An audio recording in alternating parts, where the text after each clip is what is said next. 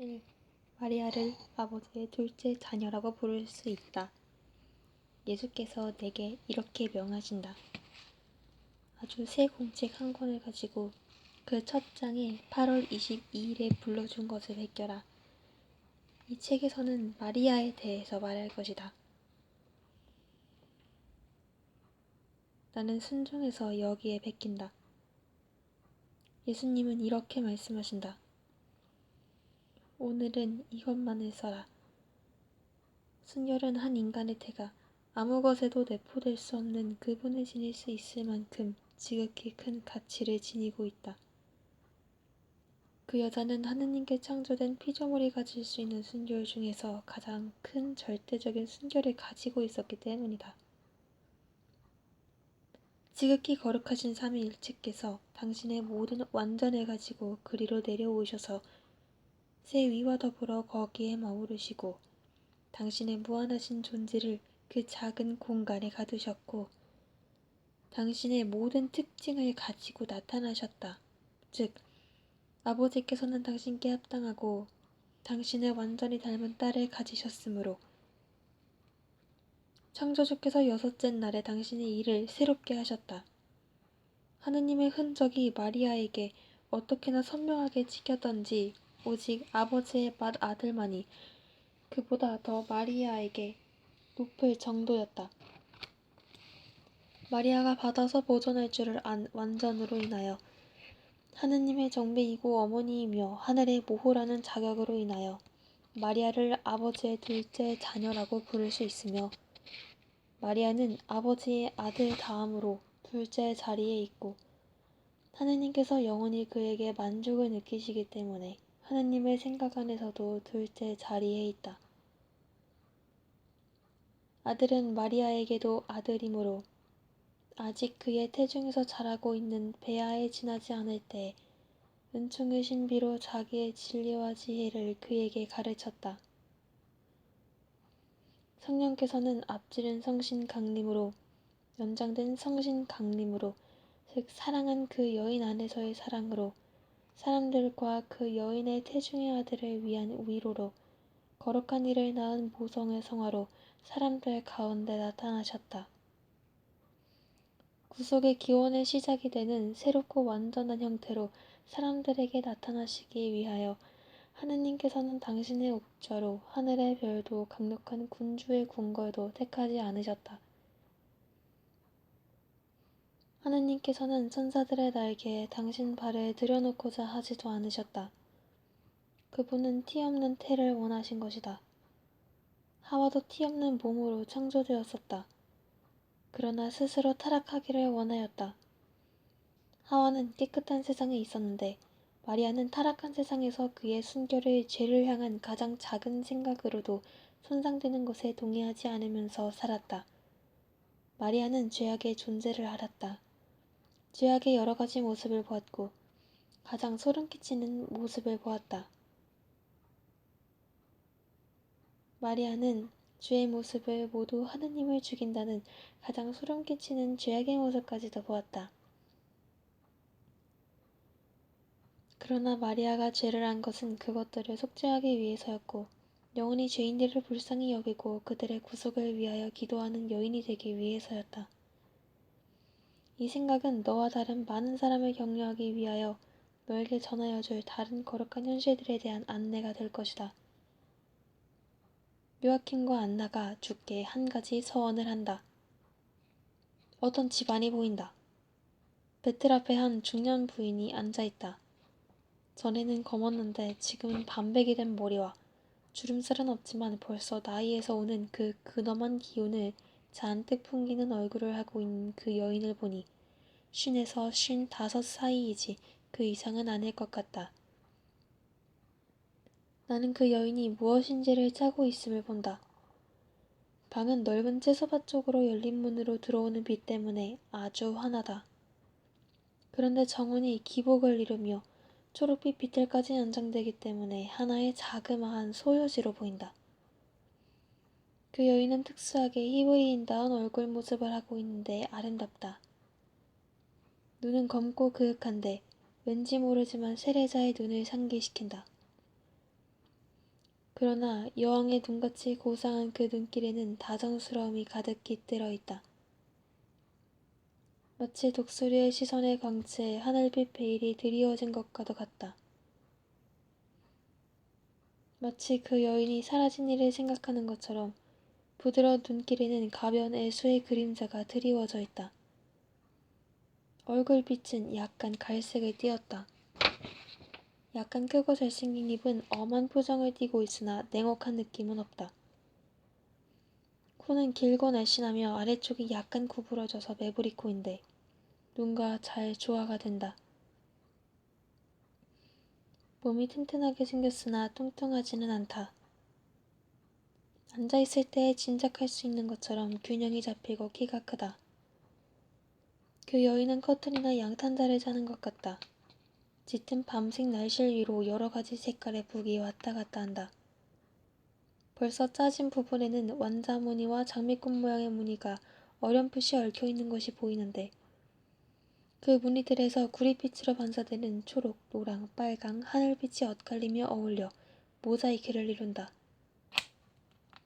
여인은 매우 수수하고 짙은 옷을 입었다. 어떤 편지에 자주빛깔에서 따온 것 같은 붉은 자주빛깔이다. 문 두드리는 소리를 듣고 여인은 일어난다. 과연 키가 꽤 크다. 여인은 문을 연다. 한 여자가 그 여인에게 묻는다. 안나, 항아리를 주시겠어요? 물을 채워드릴게요. 그 여인은 5살쯤 된 어린 사내아이를 데리고 왔다. 어린 사내아이는 이내 방금 안나라가 불린 여인의 옷에 매달린다. 여인은 어린아이를 쓰다듬으면서 다른 방으로 가서 아름다운 구리 항아리를 가지고 온다. 그리고 찾아온 여자에게 항아리를 주면서 말한다. 아버님은 늘 이 늙은 안나에게 착하게 구는구먼. 하느님께서 이 어린 것과 행복한 아버님을 두었고 또 두게 될 아이들을 통해서 상을 주시기를 바래요. 안나는 한숨을 내쉰다. 이 한숨 소리를 듣고 그 여자는 무슨 말을 해야 할지를 몰라 여인을 쳐다보기만 한다. 그러다가 그가 짐작하는 슬픔을 달래려고 이렇게 말한다. 귀찮지 않으시면 알페오를 언니 곁에 남겨두겠어요. 그러면 병 여러 개와 항아리 여러 개를 더 빨리 채우게 될 거예요. 알페오는 남아있는 것을 매우 기뻐한다. 그런데 왜 그런지 이해가 된다. 어머니가 떠나자 안나는 어린아이의 목에 팔을 감고서 정원으로 간다. 그리고는 투명한 황금색 포도송이들이 달려있는 실흥 높이까지 들어올리며 먹어라 먹어 맛이 있단다 하고 말한다. 그러면서 어린아이가 열심히 따먹는 포도의 즙으로 범벅이 된 작은 얼굴에 여러 번 입을 맞춘다.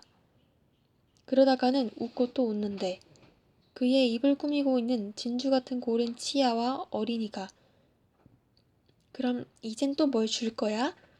하고 말하면서 어두운 하늘빛을 띤 회색 눈을 크게 뜨고 쳐다볼 때에 그 얼굴에서 나의 흔적을 지우면서 나타나는 기쁨 때문에 갑자기 더 젊어 보인다. 여인은 기분 좋게 웃고 무릎 위로 몸을 숙이면서 말한다. 내가 너에게 무엇을 주면 너는 나에게 무엇을 주겠니? 내가 너한테 무엇을 주려는지 알아맞혀봐라. 어린아이는 손뼉을 치고 활짝 웃으면서 말한다. 입 맞출 거야.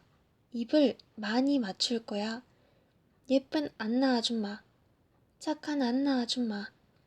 안나 엄마에게 입 맞춰줄 거야. 안나 엄마라는 말을 듣자 안나는 애정과 기쁨을 나타내는 소리를 지른다.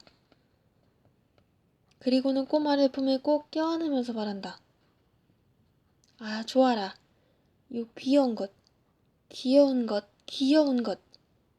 귀여운 것이라는 말이 나올 때마다 볼그레한 뺨에는 입이 맞추어진다. 그런 다음 두 사람이 어떤 선반으로 가니 큰 접시에서 꿀로 빚은 빵 과자들이 나온다. 안나 아줌마의 예쁜 꼬마. 이건 내가 너 주려고 만든 거다. 그러니까 아줌마를 아주 좋아하는 너 주려고. 그런데 너는 아줌마가 얼마나 좋으냐? 그러니까 꼬마는 그가 가장 깊은 인상을 받은 것 같은 것을 생각하는 듯 이렇게 대답한다. 주님의 성전만큼. 안나는 또 생기가 넘쳐 흐르며 반짝거리는 눈과 볼그리한 입에 입을 맞추고 어린아이는 어떤 고양이처럼 그에게 몸을 비빈다. 그의 어머니는 물이 가득한 물병을 가지고 왔다 갔다 하면서 아무 말도 하지 않고 웃는다. 그리고 그들의 애정을 토로하게 내버려 둔다. 나이든 남자가 정원에서 온다. 그 남자는 안나보다 좀 작고 머리가 아주 하얗다. 그의 해맑은 얼굴에는 네모꼴의 수염과 구렛나루가 둘러쳐져 있고 거의 황금색에 가까운 엷은 밤색 속눈썹 사이에 있는 두 눈은 터키옥 같은 하늘색이다. 옷은 짙은 밤색이다. 안나는 입구 쪽으로 등을 돌리고 있기 때문에 그를 보지 못한다. 요아킴은 안나의 어깨를 잡고 그런데 내게는 아무것도 없어? 하고 말한다. 안나는 돌아서며 말한다. 오, 요아킴, 일 다 끝냈어요?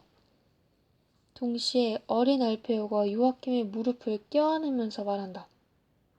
아저씨한테도, 아저씨한테도.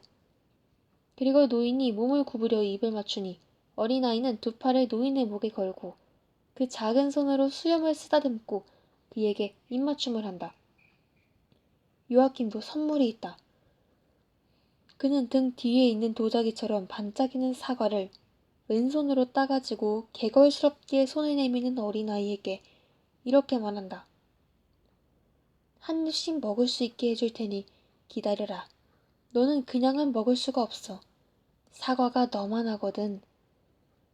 그러면서 허리에 차고 있던 칼, 정원사가 쓰는 칼로 얇게 잘라 한 입거리를 만든다. 그는 둥지에 있는 새 새끼에게 먹이를 주는 것 같다. 그만큼 정성을 들여 끊임없이 집어삼키는 벌어진 작은 입에 사과 조각들을 갖다 대준다. 아니 요아킴, 눈이 얼마나 예쁜지 보세요. 저녁바람이 불어서 하늘에 나는 구름 그림자가 드리워질 때에 갈릴레오 호수의 작은 조각들이 떨어져 지러온 것 같지 않아요?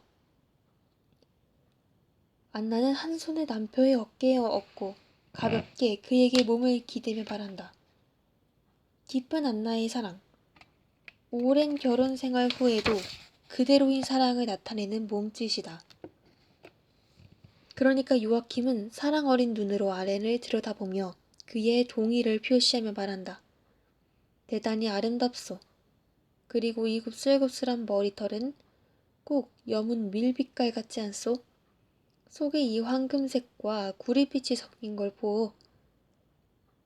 아, 만일 우리에게 아이가 하나 있으면 이런 눈과 이런 머리를 가진 아이였으면 해요.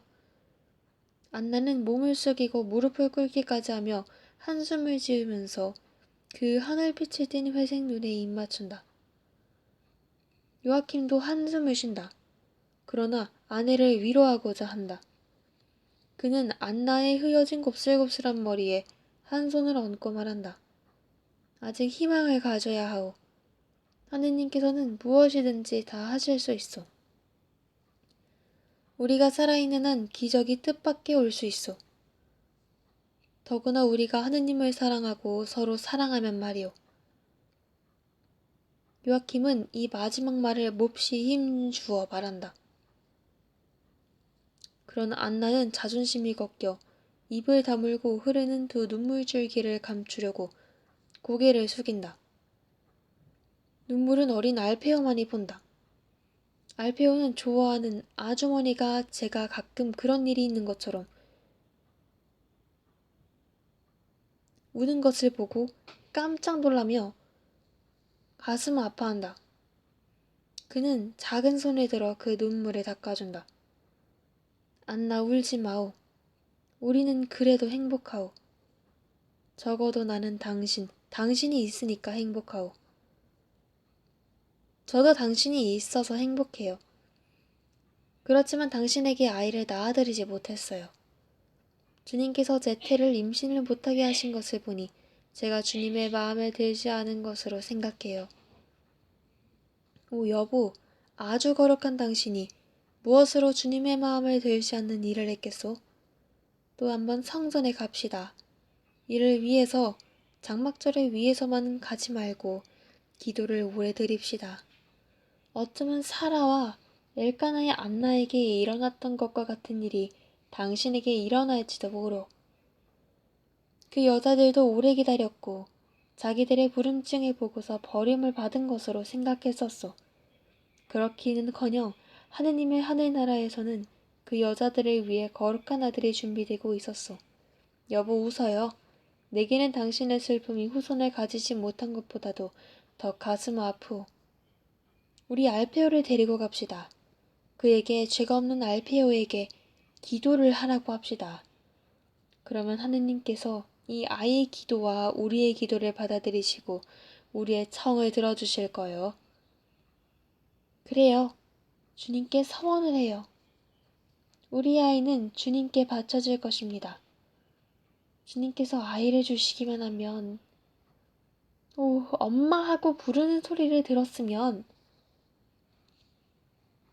그러니까 놀라서 구경하고 있던 순진한 알페오가 난 아줌마를 그렇게 부르는데 하고 말한다. 그래, 요 귀여운 것. 그렇지만 너는 엄마가 있지만 나는 아이가 없구나. 환상에 그쳤다. 나는 이 환상으로 마리아의 탄생이 1년이 사건이 시작된다는 것을 알아차렸다. 나는 그것을 몹시 바랐었기 때문에 그것이 매우 기뻤다. 글을 쓰기 시작하기 전에 나는 어머니께서 이렇게 말씀하시는 것을 들었다. 내 딸아, 내게 대한 글을 써라. 이것이 너의 모든 마음 고통에 대한 위로가 될 것이다. 그리고 이 말씀을 하시면서 한 손에 내 머리에 얹고 쓰다듬어 주셨다. 그런 다음 환상이 왔다.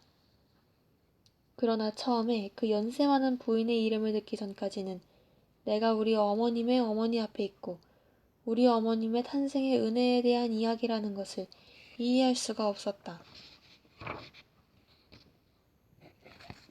3. 안나가 성전에서 기도를 드리고 하느님께서 그의 기도를 들어주신다.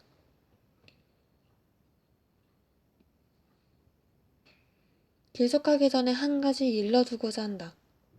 집은 내가 잘 아는 나자렛의 집인 것 같지 않았다. 적어도 방은 매우 다르다. 채소밭도 더 크고 게다가 밭들도 보인다. 많지는 않지만 그래도 있기는 있다. 그 후 마리아가 결혼한 후에는 큰 정원밖에 없고 다른 것은 아무것도 없다. 그리고 내가 본 그 방은 다른 환상에서 절대로 본 적이 없다. 금전적인 이유로 마리아의 부모가 그들의 재산의 일부를 처분하였다고 생각해야 할지, 그렇지 않으면 마리아가 성전에서 나와 아마 요셉이 주었을 다른 집, 그 집으로 갔다고 생각해야 할지 모르겠다.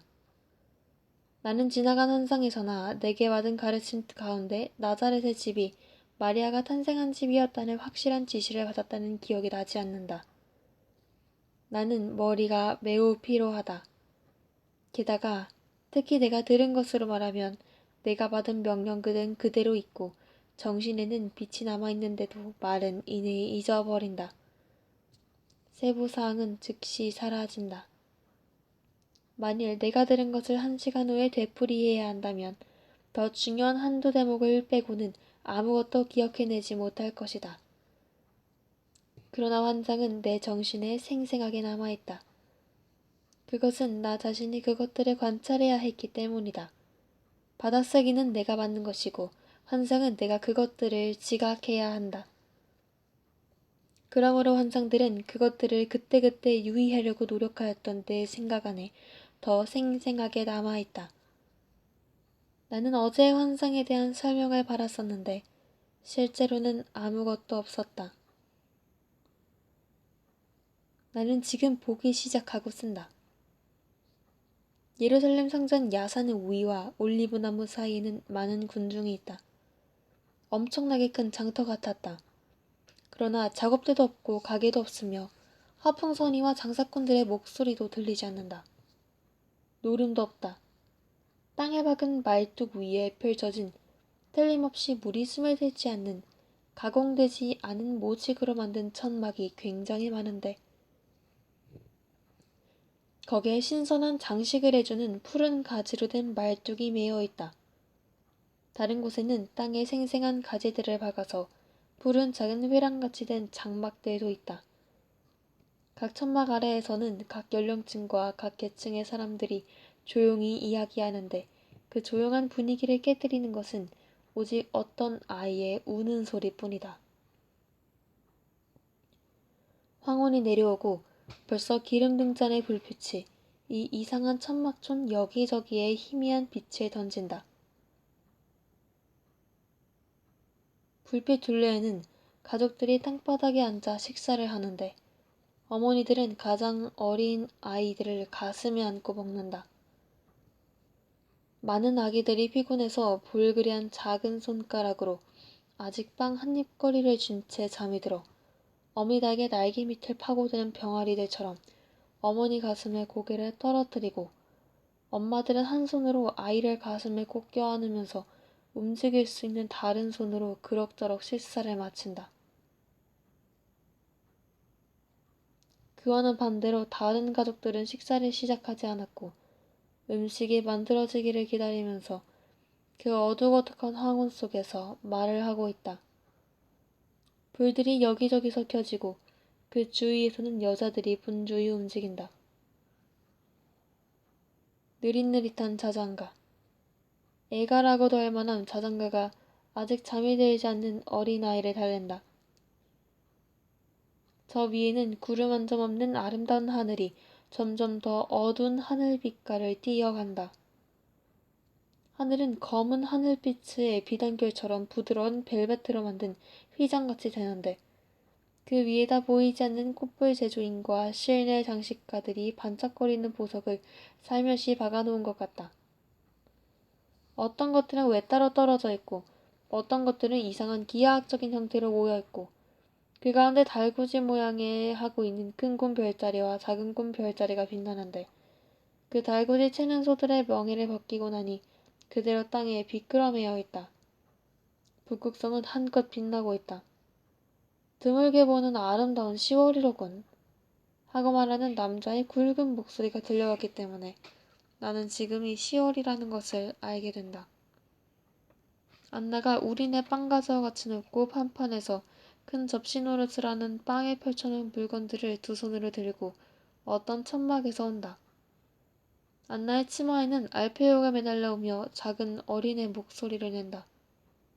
잎이 우거진 작은 오두막집 문지방에서 요아킴이 어떤 30대의 남자와 말을 하고 있는데 그 남자에게 알페오는 멀리서 아빠 하고 아는 체를 한다. 요아킴은 안나가 오는 것을 보고는 서둘러 등불을 켠다. 안나는 쭉 늘어진 오두막집들 사이를 여왕처럼 지나간다. 왕자답지만 겸손한 태도이다. 안나는 어떤 사람하고도 거만하지 않다. 안나는 어떤 가난한 여자, 진짜 여자거지 어린아이가 서투른 걸음으로 비틀거리다가 바로 자기의 발 앞에서 넘어진 것을 일으켜준다. 어떤 아이는 작은 얼굴이 흑투성이가 되어 온다. 안나는 어린아이를 닦아주고 위로하며 달려온 어머니에게 돌려준다. 안나는 말한다.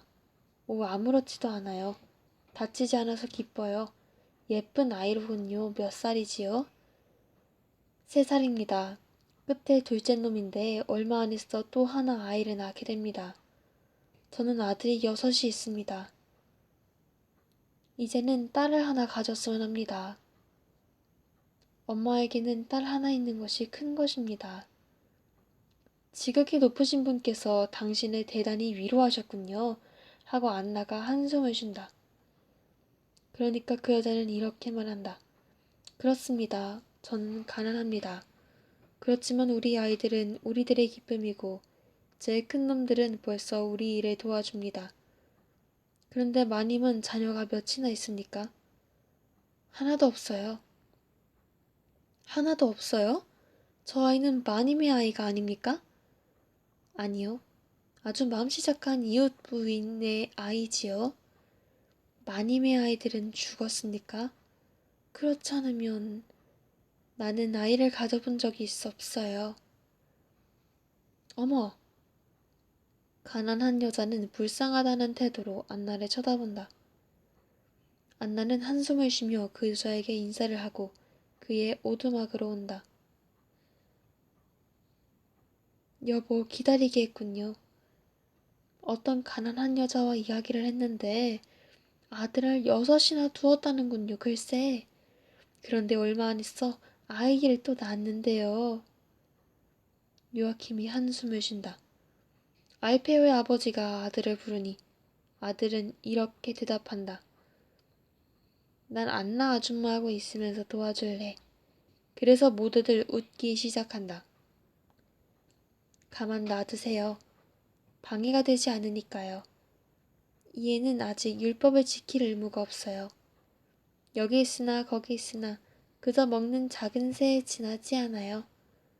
하고 안나가 말하면서 어린 아이를 품에 안고 앉는다. 안나는 그에게 빵과자를 주고 또 구운 생선도 주는 것 같다. 생선을 어린아이에게 주기 전에 손질을 하는 것이 보인다. 아마 가시를 발라내나 보다. 안나는 우선 남편에게 식사를 드렸다. 자기는 맨 마지막에 먹는다. 밤하늘에는 별이 점점 더 총총하고 야영지에도 불빛이 더 많아진다. 그러다가 모르는 사이에 많은 불빛이 꺼진다. 식사를 제일 먼저 많이 하고 지금은 자기 시작하는 사람들의 불빛이다. 소음도 모르는 사이에 없어진다. 아기들 우는 소리가 이제는 안 들린다. 젖을 떼지 않은 어린아이 하나가 엄마 젖을 찾는 어린 양과 같은 목소리를 낸다. 밤은 물건들과 사람들 위에 그 입김을 불어 근심과 추억과 소망과 원한을 잠재운다. 어쩌면 또 그와 반대로 잠과 꿈이 그들에게 고요를 가져다 주는 데 따라 이 모든 것이 계속 살아있는지도 모른다. 안나가 그의 품에서 잠이 들기 시작하는 알피오를 흔들면서 그 말을 남편에게 한다. 지난밤에 꿈을 꾸었는데 내년에는 제가 축일 하나 대신에 축일 2일을 성전에 바치는 2일을 지내려고 성도에 올 것이라는 꿈이었어요. 그리고 한 가지 축일은 제 아이를 성전에 바치는 축일일 것이라는군요. 오, 여보! 희망을 가져요, 희망을 가져, 안나. 다른 말은 아무것도 못 들었소? 주님이 당신 마음에 은밀히 말씀하지 않으셨소? 아니요, 아무것도요. 그저 꿈뿐이었어요.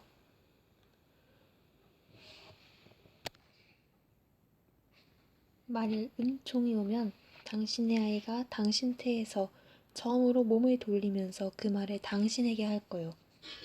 그것은 죄 없는 목소리겠고 따라서 하느님의 목소리일 거요. 이제 야영지에는 밤에 모든 것이 침묵하고 있다. 안나는 알피오를 이웃 오두막으로 도로 데리고 가서 벌써 그의 어린 동생들이 자고 있는 건초로 된 잠자리에 놓인다. 그런 다음 요아킨 옆에 눕고 그들의 작은 등잔불도 꺼진다. 그들은 땅에 있는 마지막 작은 별들 중에 하나였다. 이제 자는 사람들을 자지 않고 지키는 것으로는 그 어느 때보다도 더 아름다운 모습으로 하늘에 나와 있는 별들 뿐이다. 4. 요아킴은 의로운 여자의 마음속에 간직된 하느님의 지혜를 안으로 맞이하였었다. 예수께서 내게 이렇게 말씀하신다. 의인들은 항상 지혜로운 사람들이다. 하느님의 벗들로 하느님을 같이 모시고 살며 무한한 지혜이신 하느님께서 그들을 가르치신다. 내 조부모님은 의인들이셨고 그러므로 지혜를 가지고 계셨다. 그분들은 성경이 지혜의 찬미와 같은 이름을 가진 책에서 나는 아주 어렸을 때부터 지혜를 사랑하고 추구하였으며 지혜를 아내로 맞이할 결심을 하였다고 하여 말하여 노래할 때의 한 말을 진실로 하실 수가 있었다. 아하론의 한나는 우리 할아버지께서 말씀하시는 용맹한 여자아이였다. 그리고 다윗 왕의 후손인 요아킴은 매력과 재물보다는 덕행을 더 추구하셨다. 안나는 큰 덕행을 가지고 있었다. 안나 안에는 모든 덕행이 향기로운 꽃다발로 모여서 모든 현실 중에서 가장 아름다운 것인 덕행이라는 유일한 현실을 이루었었다. 하느님의 옥조 앞에 나타날 만한 정말 덕행이었다. 요아킴은 그러니까 안나를 다른 여자보다 더 사랑함으로써 지혜를 2번 아내로 맞이한 것이니, 즉 의로운 여자의 마음속에 들어있는 하느님의 지혜를 아내로 맞이한 것이다. 아론의 안나도 정직이 가정의 기쁨이라는 자신과 확신을 가지고 자기의 생활을 정직한 남자의 생활과 결합시키는 것 외에는 다른 것은 도무지 추구하지 않았었다. 그리고 용감한 여인의 상징이 되는데 그분에게 부족했던 것은 솔로몬이 말하는 아내의 영광이요 결혼의 정당화인 자녀라는 화관뿐이었다. 그분의 지복에 부족한 것은 오직 이웃나무와 결합하여 거기서 많은 새 열매가 나오고 또 거기에 2개의 착함이 하나의 착함이 되는 나무에 꽂힌 그 자식들 뿐이었다. 왜냐하면 남편에게서는 아무런 실망도 오지 않았기 때문이었다. 오랜 세월을 두고 요아킴의 아내인 이제는 늙은 안나이지만 요아킴에게는 여전히 그분의 청춘 시절의 아내요 기쁨이며 지극히 사랑하는 암사슴 같은 신선 맵시 있는 영향이었다. 그의 애무는 여전히 결혼 첫날 밤과 같은 신선함을 간직하고 있었고 그의 애정을 살며시 매혹하여 그것을 이슬에 젖은 꽃과 같이 신선하고 끊임없이 땔감을 보급하는 불과 같이 열렬하게 보존하였다. 그러므로 그분들은 자녀가 없는 불행을 겪으면서도 서로 당신들의 걱정과 슬픔을 위로하는 말들을 주고받으셨다.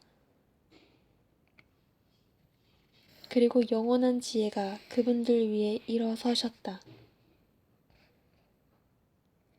그분들을 일생 동안 가르치신 다음 때가 이르자 그분들에게서 나기로 되어 있었고 또 지극히 거룩한 내 어머니 마리아인 영광스러운 씨가 나타나는 시간인 밤의 꿈으로 그분들을 비추어 주셨다. 그분들의 겸손으로 그 꿈을 마음에 두지는 않으셨지만 그래도 그분들의 마음은 하느님의 약속의 1번 예고의 희망으로 떨렸다. 요아킴의 말에는 그것이 하나의 확신이었다.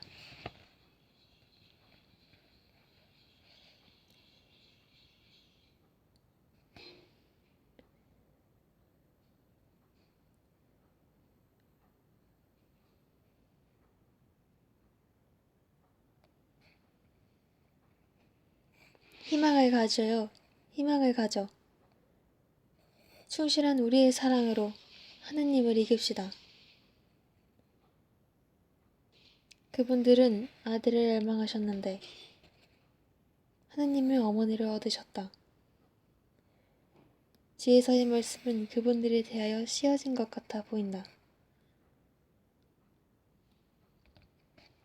그 여자를 통하여 나는 백성 앞에서 영광을 얻을 것이고 그 여자를 통하여 나는 불사불멸을 얻을 것이며 내 뒤에 올 사람들에게 내게 대한 영원한 추억을 남겨놓으리라. 그러나 이 모든 것을 얻기 위해서는 그분들이 아무런 사건도 타격을 줄 수 없을 참되고 변함없는 덕행의 왕국을 획득해야 하였다. 믿음의 덕행, 사랑의 덕행, 바람의 덕행, 순결의 덕행을.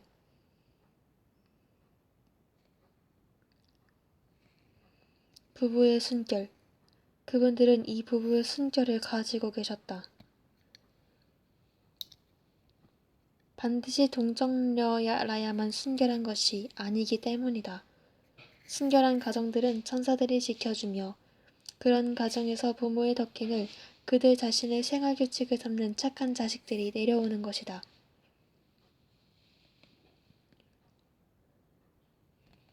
그러나 그러한 가정들이 어디 있느냐? 지금은 사람들이 자녀를 원치 않으며 그렇다고 순교를 원하지도 않는다. 그러므로 나는 너희들에게 사랑과 내실이 오용된다고 말하는 바이다. 5. 안나가 창가로 자기의 임신을 알린다. 나는 다시 요아킴과 안나의 집을 본다. 집 안에는 여기저기 항아리에 많은 꽃핀 나뭇가지를 보기 좋게 꽂아놓은 것 이외에는 아무것도 달라진 것이 없다.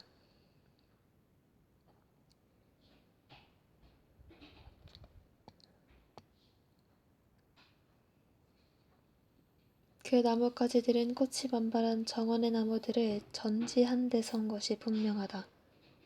그것은 꽃다발로 된 구름이라 하겠는데 그 빛깔은 눈같이 흰 것에서 어떤 산업빛과 같은 빨강에 이르기까지 다양하다. 안나가 하는 일도 다르다. 전번 것보다 작은 배틀에 앉아서 아름다운 아마포를 짜고 발로 노래에 박자를 맞추며 노래를 부른다. 안나는 노래를 하며 미소를 짓는다. 누구에게? 자기 자신에게, 그의 머릿속에 있는 어떤 환상에. 노래는 느리지만 그래도 즐거운 노래이다.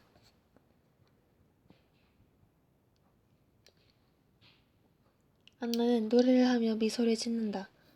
누구에게? 자기 자신에게. 그의 머릿속에 있는 어떤 환상에. 노래는 느리지만 그래도 즐거운 노래이다. 안나가 그 노래에서 일종의 지복을 느끼며 여러 번 되풀이해 부르기 때문에 나는 그것을 완전히 보존하려고 따로 써놓았다. 안나는 마치 자기 마음속에서 그 노래의 리듬을 발견한 것처럼 점점 더 크게, 점점 더 자신 있게 부른다. 처음에는 소리를 죽여 흥얼거리다가 그 다음에는 더 자신이 생겨 더 높은 음조로 더 빨리 부른다. 그 노래가 소박한 가운데 대단히 기분 좋은 것이기 때문에 여기에 베껴 넣는다.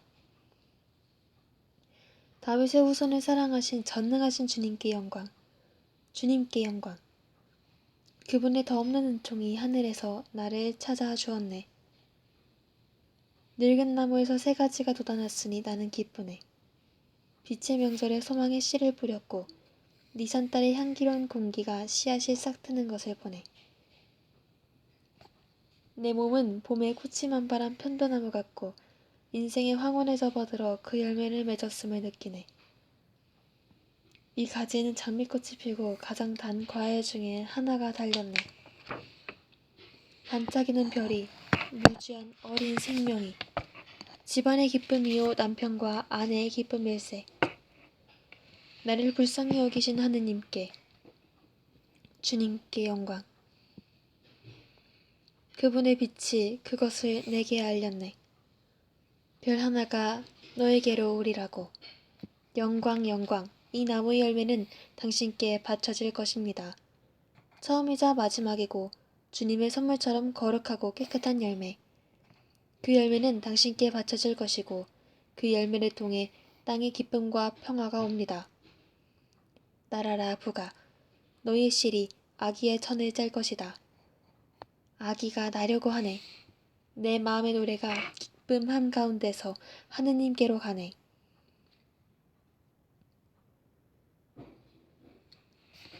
안나가 그의 노래를 네 번째 다시 부르려고 하는데 요아킴이 들어온다.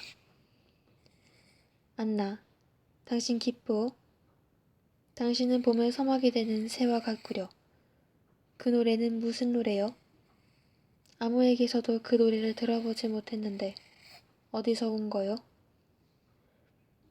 여보, 제 마음에서요. 안나는 기억 일어나서 이제는 활짝 웃으면서 남편에게로 간다. 더 젊고 더 아름다워 보인다. 나는 당신이 시인인 줄은 몰랐는걸. 하고 남편이 아내를 감탄하는 눈으로 뚜렷이 쳐다보며 말한다.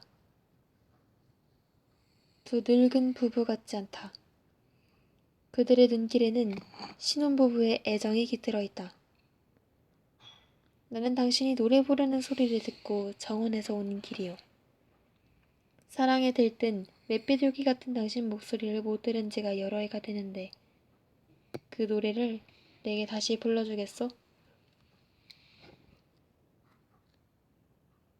당신이 부탁하지 않아도 다시 부르겠어요. 이스라엘 자손들은 그들의 바람과 그들의 기쁨과 슬픔의 가장 참된 부르짖음을 항상 노래에 실려 보냈어요. 저도 제 노래의 큰 기쁨을 제게 말하고 당신에게 말하는 소임을 맡겼어요.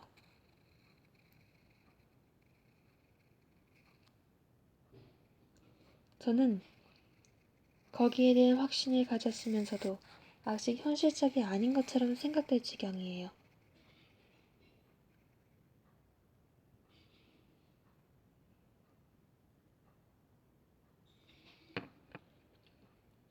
그러고는 노래를 다시 시작한다. 그러나 이 가지에는 장미꽃이 피고 가장 단 과일 중에 하나가 달렸네. 반짝이는 별이. 하는 대목에 이르러서는 떨리는 그의 콘트라이터 목소리가 처음에는 떨다가 다음에는 딱 끊긴다. 기쁨으로 흐느껴 울며 안나는 요아킴을 쳐다보고 팔을 쳐들며 외친다. 여보, 저 임신했어요. 그러면서 남편의 가슴으로 뛰어들어 남편이 내미는 팔 안으로 들어가니 남편이 이제는 그의 행복한 아내를 꼭 껴안는다. 내가 세상에 태어난 뒤로 일찍이 본 것 중에서 가장 순결하고 가장 행복한 포옹이다.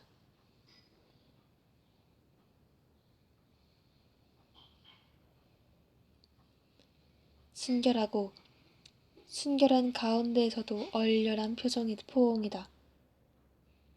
그런 다음 요아킴은 안나의 희끗희끗한 머리털을 거쳐 다정스럽게 타이르는 소리가 들려온다. 그런데 대개는 그 말을 왜 안 했소? 그것에 대하여 확신을 가지게 되기를 원했기 때문이에요.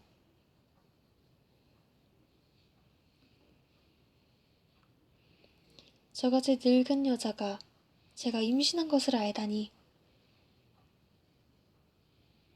참말이지 저는 믿을 수가 없었어요. 그래서 당신에게 무엇보다도 쓰라림 실망을 안겨드리고 싶지 않았던 것이지요. 12월 말부터 제 태가 되살아나고 새 가지가 자라고 있음을 느껴요. 그렇지만 이제는 이 가지에 열매가 달렸어요. 확실해요. 보시지요.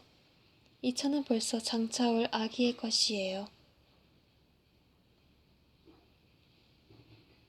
이것은 10월의 예루살렘에서 당신이 산 아마가 아니요? 맞아요. 그런 다음 기다림과 희망 속에 이것을 짜왔어요. 저는 바라고 있었어요. 마지막 날 제가 성전에서 할 수 있는 대로 하느님의 집에서 가까운 곳에 기도드리고 있는 동안 제가 조금만 더 하고 말하던 것이 생각나시지요? 저는 은혜를 받지 않고서는 그곳을 떠날 수가 없었어요. 그런데 그곳에 계신 하느님의 그러마하시는 말씀을 얻어내려고 제 온 마음이 끌리는 것을 느끼던 그 거룩한 곳 내부에 벌써 어둠이 내리깔리는 가운데에서 빛 하나가 한 신기한 불똥 하나가 나오는 것을 보았어요.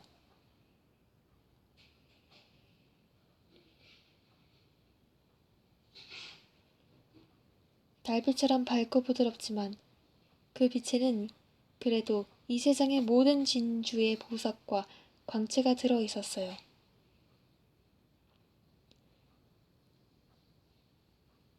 휘장이는 귀중한 별들, 게르빔 천사들의 발밑에 있는 별들 중에 하나가 떨어져서 초자연적인 찬란한 빛을 띠는 것 같았어요.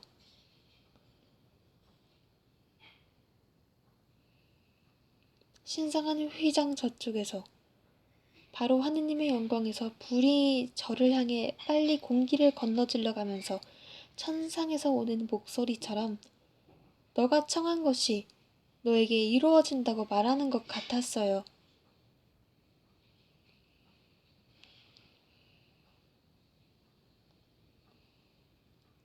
그래서 별 하나가 너에게로 오리라고 노래하는 거예요.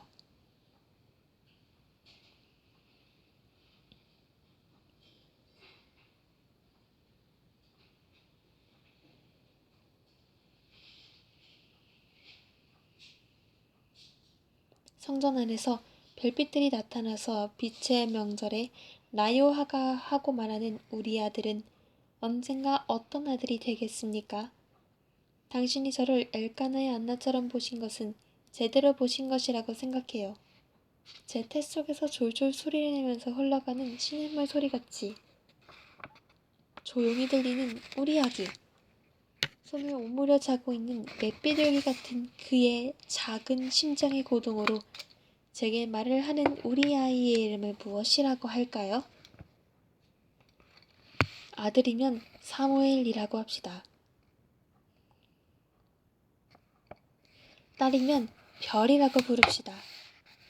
내가 아버지가 되었다는 것을 아는 기쁨을 내게 주려고 부른 당신의 노래가 이 말로 끝났고 성전의 거룩한 이름 속에서 저를 나타내기 위하여 취했던 형태가 별의 형체였으니까. 별, 우리의 별. 그래요. 왠지 모르지만 제 생각에는 딸일 것 같아요.